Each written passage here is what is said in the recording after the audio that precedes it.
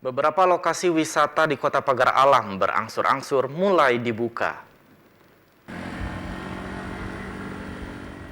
Kota Pagar Alam saat ini berada di zona kuning. Pengunjung mulai berangsur mendatangi berbagai objek wisata.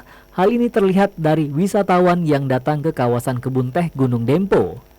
Dengan tiket Rp5.000, pengunjung bisa menikmati pemandangan kebun teh.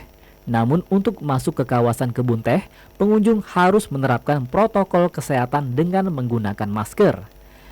Kepala Bidang Industri Destinasi Anjas Haryansah mengatakan, pada zona merah kemarin, tempat wisata di Kota Basemah sepi.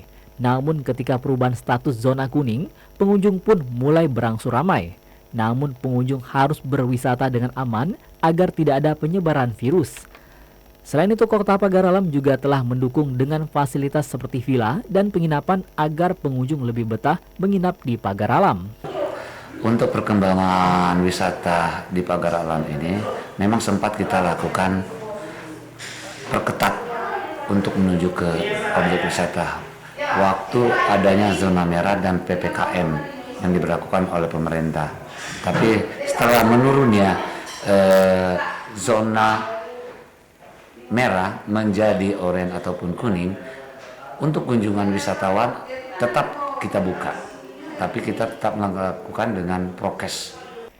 Dirinya juga menghimbau kepada pengunjung agar tetap menjaga protokol kesehatan dan yang berkunjung pun harus sehat.